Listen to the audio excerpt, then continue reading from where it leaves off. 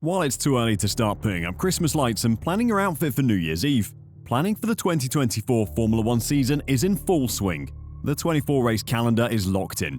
We know what most of the teams will be, and the driver lineups are very quickly getting confirmed. With the current grid's contracts limiting the silliness of this year's silly season, it's now safe to talk about who will be where next season. Stick with me as we take a light-hearted look at 2024's Formula 1 drivers and our expectations for them. The 2024 season will start as the last season did in the Middle East with the Bahrain Grand Prix. Friday's free practice will begin on February the 29th, making it the first ever official Formula 1 session to be held on that date. Well, probably. There were too many seasons to check if I'm completely honest. I am 100% sure though that if every race goes ahead, it will be the busiest Formula 1 calendar ever. So far, inclement weather and a global pandemic have denied fans of a full 24-race calendar.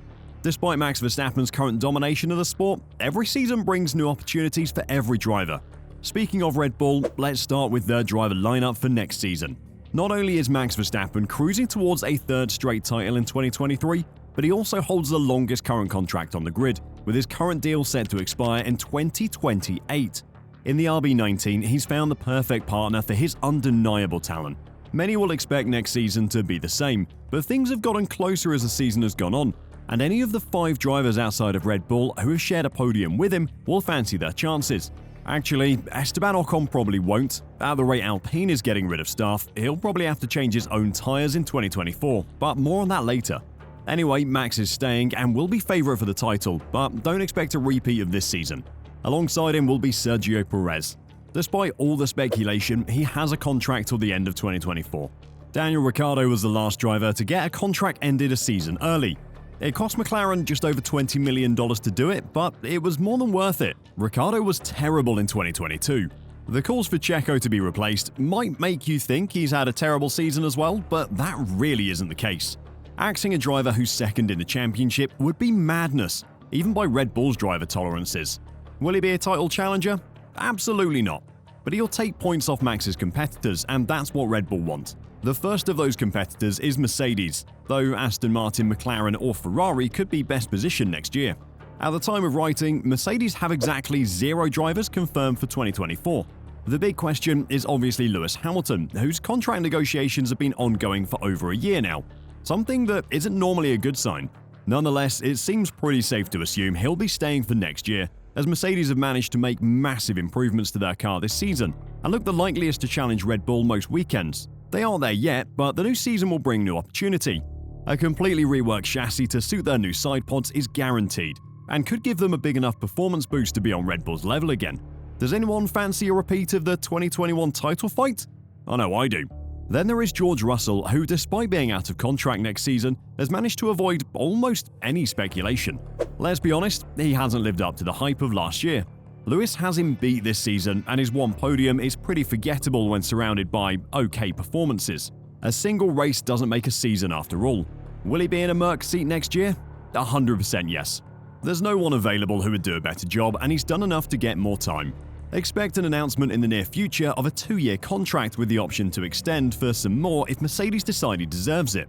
If he gets a 1-year contract with the option to extend, then 2024's silly season will be spicy, because it could confirm the rumours that Charles Leclerc wants a switch to Mercedes.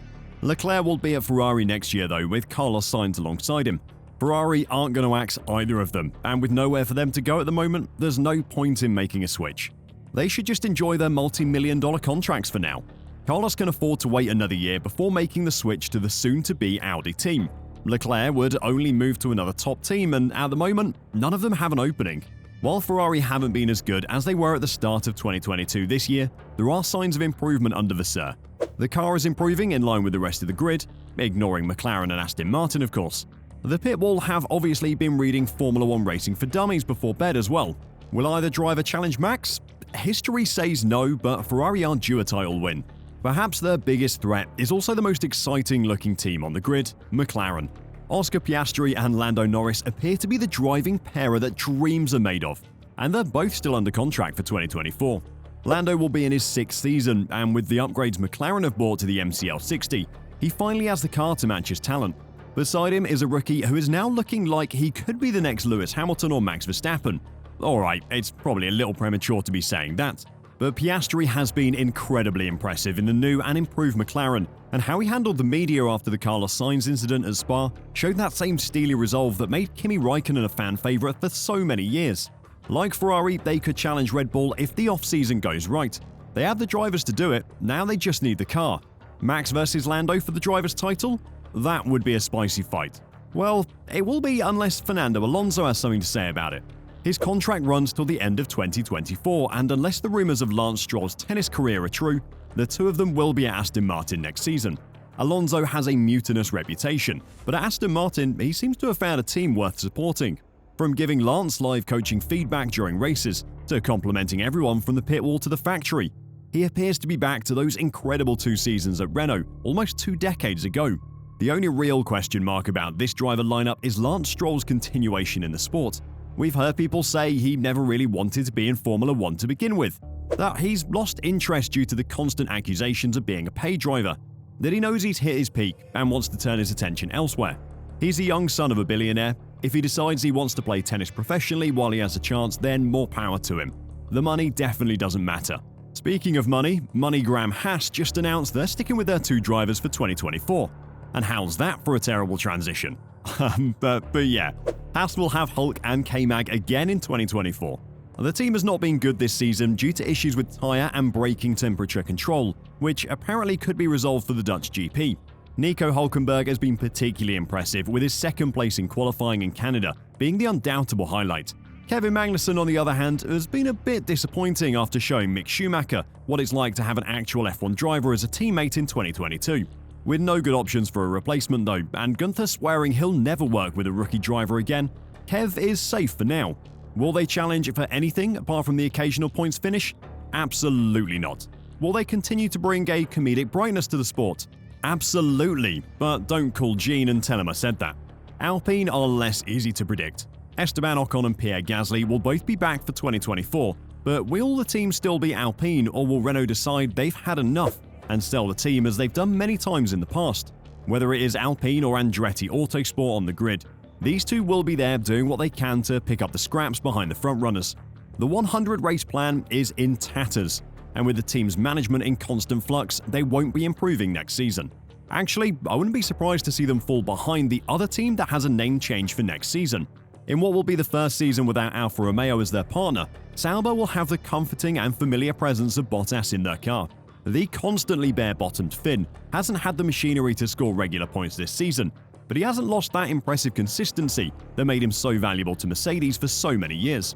As to who will be partnering Bottas in 2024, the matter remains to be seen, with current occupant Zhou Guanyu's deal set to expire at the end of the 2023 campaign. The Chinese driver is likely to continue if he performs well in 2023, but new owners Audi, who will take over the team from 2026 onwards, may want to change in the future. The final team who will be changing name in 2024 is AlphaTauri, currently boss of the bookies' favourites to take the naming rights. The new name is also coming with a new mission plan. They aren't here to train Red Bull drivers anymore. They're here to compete, according to Red Bull's board anyway. Currently, they have no drivers contracted for 2024, so how will they do that? Probably with a combination of Yuki Tsunoda and whichever of their youth drivers looks the most impressive in F2 this year. That is, unless they decide that Daniel Ricciardo has the experience to help them improve, and the Australian decides to swallow his pride and admit that a space on the top team isn't going to open up for him. Someone who is deserving of a space on the top team, though, is Alex Albon, if rumours are to be believed anyway. The Thai British driver impressed enough in his first season back in the sport that Williams rewarded him with a new deal through until the end of the 2024 season. But beyond that, many expect him to move to Ferrari, Red Bull or Mercedes. Alongside him though, Logan Sargent is probably the most precariously placed driver on the grid. After each race he struggles in, Mick Schumacher will be sliding into James Vowles' DMs, asking if he wants to go out for dinner sometime. I think at this point, Mick has a better chance of getting a seat at Williams in 2024 than Logan does. I hate to say that, but even by rookie standards, Logan has been very forgettable. Now you know the lineups for 2024, give us your predictions. Who's your favourite for Drivers' Champion? Who's going to get the axe halfway through the season? Let me know in the comments down below, and until next time, drive safe and bye for now.